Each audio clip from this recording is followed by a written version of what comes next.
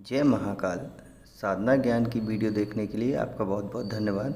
अगर आप मेरे चैनल पे पहली बार आए हुए हैं तो रेड कलर का सब्सक्राइब बटन दबा दीजिए, या जिसने मेरे चैनल को सब्सक्राइब नहीं किया है वो रेड कलर के सब्सक्राइब को बटन के दबा के बेल आइकन जो है घंटी के आकार का, उस पर क्लिक करके ऑल पिन क्लिक कर दीजिएगा, जिससे कि हमारे चैनल की जो भी लेटेस्ट वीडियो है उसकी अपडेट आपको मिलती रहे।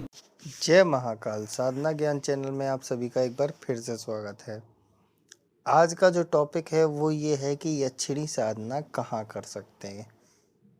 यक्षिणी साधना के लिए सबसे अच्छा स्थान कौन सा होता है, तो यही टॉपिक है। आज इसके विषय में मैं चर्चा करूँगा। सबसे पहले आपको मैं बता दूँ कि यक्षिणी साधना जो होती है वो आप लोग कहीं भी कर सकते हैं, पहली बात। अब इसमें भी कैटेगरी खुल के आती है कि कहाँ पे करने से क्या रिजल्ट मिलेगा, वो बात मैं आपको समझाता हूँ। सबसे पहले कि आप अगर घर पे कर रहे हैं तो कोई दिक्कत नहीं है। घर में एक ऐसा कमरा चुनिए जिसमें आप अकेले रहते हो, अकेले पूजा पाठ कर सके, कोई भी रोक टोक ना हो, कोई भी ज़्यादा आपको परेशान ना करे, और ना ही उन सब चीज़ों को देखे तक, और ना ही वो कमरे में ज़्यादा प्रवेश करे। तो आराम से आप उस घर पे कर सकते हैं, कोई दिक्कत नहीं है।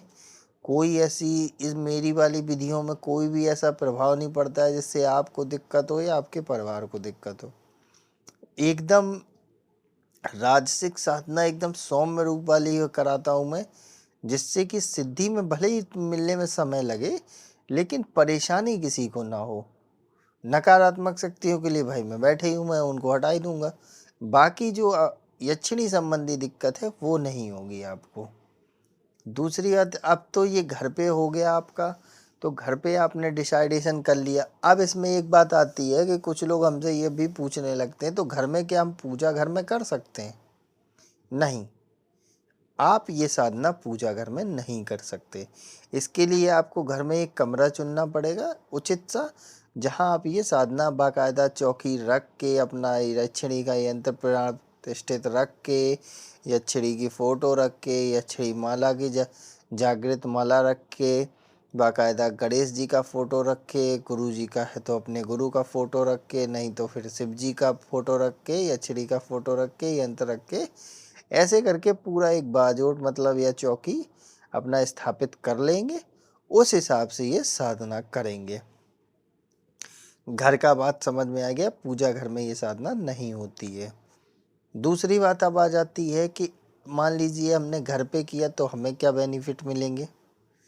तो इसमें क्या है कि जब आप घर पे करते हैं तो आपको जो बेनिफिट मिलता है वो आपके साथ साथ पूरे परिवार को मिलता है।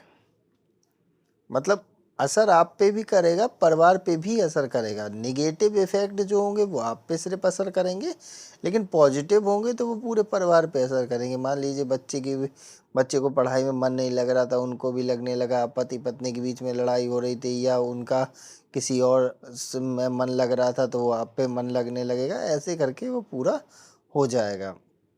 मतलब आपका अगर पति या आपकी पत्नी किसी और से मतलब ज़्यादा रख रही है, लगाव ज़्यादा है, किसी और के चक्कर में है, तो वो आप पे आ जाएगी, आप ही के साथ रहने लगेगी, आप ही से बात करने लगेगी, ऐसे करके सब कुछ होने लगेगा।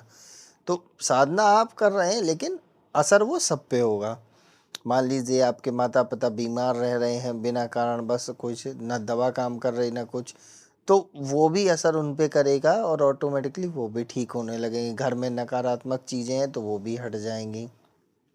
ठीक, तो ये होगा बेनिफिट्स पहला। बाकी सिद्धि प्रत्यक्षीकरण तो वो आपका है, लेकिन घर में ये बेनिफिट होगा। और अगर आप कहीं से भी ऐसे ही मंत्र उठा के साधना कर लेते हैं तो जो इफेक्ट होगा वो सब पे पड़ेगा। ठीक, अब घर के बाद आ जाती है, मान लीजिए कि हम कहीं और करते हैं, और करने के लिए आपको सबसे पहले एक शिवालय ढूंढना पड़ेगा। शिवालय मतलब शिव जी का मंदिर। ठीक है, शिवालय का मतलब होता है शिव का आलय। ठीक है, मतलब जहाँ शिव जी का घर हो या शिव जी का मंदिर हो। तो घर शिव का है मंदिर में, तो शिव का मंदिर जो शिवालय हो गया। अब वहाँ बैठ के आप इसकी साधना करेंगे रात में, आपको कोई रोके ना, कोई टोके ना, तो उसमें क्या होगा, उसमें सिद्धियाँ आपको जो मिलेंगी वो आपकी ही होंगी, इधर उधर कोई नहीं जाएंगी। और आपको ही जो असर होगा, रिजल्ट होगा, वो सब आपका होगा। जितनी पावर होगी सब कुछ आपकी होगी, किसी और की नहीं। ठीक समझ गए आप लोग? उसमें सब कुछ आपका। निगेटिव इफेक्ट जो भी पड़ेंगे उल्टा सीधा अगर आपने किया तो भी रिजल्ट आपको मिलना है। मेरी विधि से प्रॉपर किया तो पॉजिटिव रिजल्ट भी आपको मिलने हैं। बस शिवालय से एक बेनिफिट ये हो जाएगा कि आपकी सिद्धि में अगर मान लीजिए 6 महीने का समय लग रहा है, शिवालय में करेंगे तो वो 3 महीने में हो जाएगी। मतलब आधा आधा आपका शिवालय से प्रॉफिट मिल जाता है। दूसरी बात, शिवालय के बाद अगर आप करना चाहें तो किसी भी देवी के मंदिर में बैठ के भी ये सब काम कर सकते हैं, क्योंकि यक्षिणियाँ जो होती हैं वो देवी और देवता दोनों की प्रिय हैं। मतलब कि ऐसे समझ लो, शिव के भी प्रिय हैं और शक्ति के भी प्रिय हैं। तो आप देवी के मंदिर में भी बैठ के आराम से साधना करेंगे तो भी ये रिजल्ट मिलेगा और आपको कोई दिक्कत भी नहीं होगी। अब इसके बाद कोई कहता है कि मैं शमशान में जाके यक्षिणी साधना करूं तो क्या होगा? कुछ नहीं होगा, उल्टा आप लोगों को ही नुकसान होना शुरू हो जाएगा। क्योंकि यक्षिणी साधना जो होती है वो राजसिक होती है, और राजसिक साधनाएं जो होती हैं वो 2 तरीके की होती हैं, एक तामसिक और एक सात्विक। तो सात्विक जो राजसिक साधनाओं में आती हैं वो आपको गुप्त स्थान पे करनी होती हैं, या तो घर के किसी कोने में, या फिर एक मंदिर में, या फिर कहीं अलग कमरा लेके अलग। वो शमशान में नहीं हो सकती। जो राजसिक साधना शमशानिक होती हैं, जिसमें मांस मदिरा का भोग लगता है, वो शमशान में करी जाती हैं। ठीक है, तो आप लोग इस बात का दिमाग से निकाल दें कि हाँ, हम इसे शमशान में करेंगे। अब इसके बाद आता है कि क्या मैं इसे जंगल में कर सकता हूँ? हाँ, बिल्कुल कर सकते हैं। अगर आपका जंगल में रहने की व्यवस्था है, आपके खेत में रहते हैं, मतलब जहाँ मतलब आप खेती किसानी करते हैं, या आपके प्लॉट पड़े हैं, वहाँ भी एक कमरा लेके सिलेक्शन करके आपको वहीं सोना है, सब कुछ वहीं बनाना है, खाना है, ऐसे समझ लो। नहीं तो बना बनाया खाना आना आ गया तो कोई दिक्कत नहीं। आपको वहीं रहना है, उतने दिन आराम से साधना करना है, तो भी कोई दिक्कत नहीं है। उससे सिद्धि होगी वो भी आपको मिलेगी, और जितना परसेंटेज मिलना है वो सब आपको मिलेगा। ठीक है, तो घर पे भी कर सकते हैं, बाहर भी कर सकते हैं, मंदिर में भी कर सकते हैं, शमशान में नहीं कर सकते। ठीक, अब इसमें एक बात और सबसे बड़ी उखड़ के आती है, तो हम करें कहाँ?